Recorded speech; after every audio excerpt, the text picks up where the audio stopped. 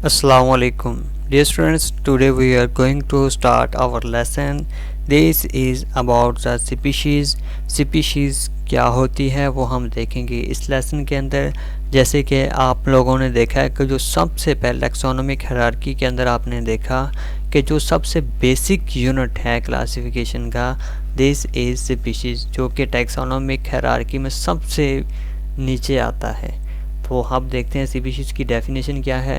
Species की definition आप लोगों ने फर्स्ट चैप्टर में भी याद की थी, तो उसको हम दोबारा से बिल्कुल उससे मिलती ही डेफिनेशन है, आपने इसको याद कर लेना है।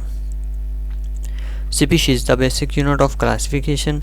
Species is basic unit of classification. A species is a group of organisms which can interbreed freely among them and produce fertile offspring, but are reproductively isolated from all other such groups in nature.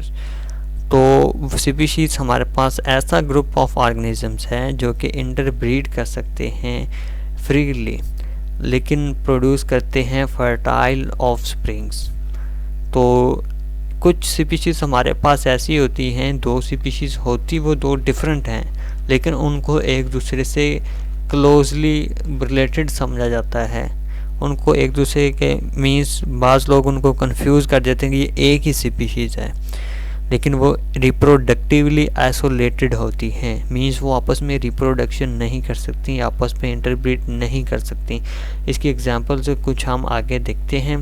तो each species possessed its own distinct structural, ecological and behavioural characteristics.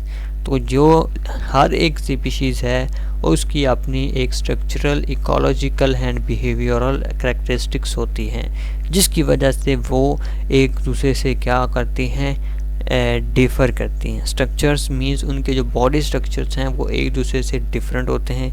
Ecology के अंदर भी वो उनका different role होता है, उनके behaviours भी डिफरेंस होते हैं, जिसकी वजह से वो एक दूसरे से रिजेंबल नहीं कर पाती, तो उनको डिफरेंट स्पीशीज़ समझा जाता है। In the definition of species we must emphasise in nature because two organism related to two different but closely related species can cross breed under artificial conditions.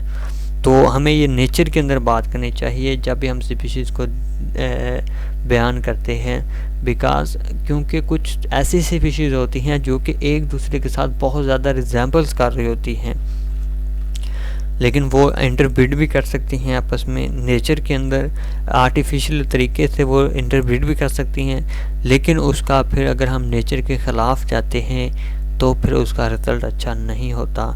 लेकिन अगर हमारे पास ऐसे ही कुछ अननेचुरल केसेस क्रॉसेस होते हैं, उनके अंदर जो ऑफ स्प्रिंग प्रोड्यूस होते हैं वो क्या आते हैं, इनफर्टाइल होते हैं, वो फर्टाइल नहीं होते। मीन्स वो आगे फर्दर अपनी रिप्रोडक्शन नहीं कर सकते। For example a cross between a male donkey and female horse produces an infertile offspring, it explain mule. अगर हम मेल डंकी और फीमेल हॉर्स के दरमियान में क्रॉस करवाएं, उनके दरमियान में इंटरब्रीडिंग करवाएं, उसके रिज़ल्ट पे जो ऑफ स्प्रिंग प्रोड्यूस होगा वो म्यूल होगा, जो कि फर्टाइल नहीं होगा, वो इनफर्टाइल होगा। वो आगे अपनी रिप्रोडक्शन नहीं कर सकता, अपनी नस्ल को आगे नहीं बढ़ा सकता। तो ये हमारे पास ये स्पीशीज़ की डेफिनेशन में प्रॉपर तौर पे नहीं आता। जब हम स्पीशीज़ को डिफ़ाइन करते हैं तो हमें नेचर में रहना होता है, कि जिस तरह नेचर में कुदरती तौर पे होता है।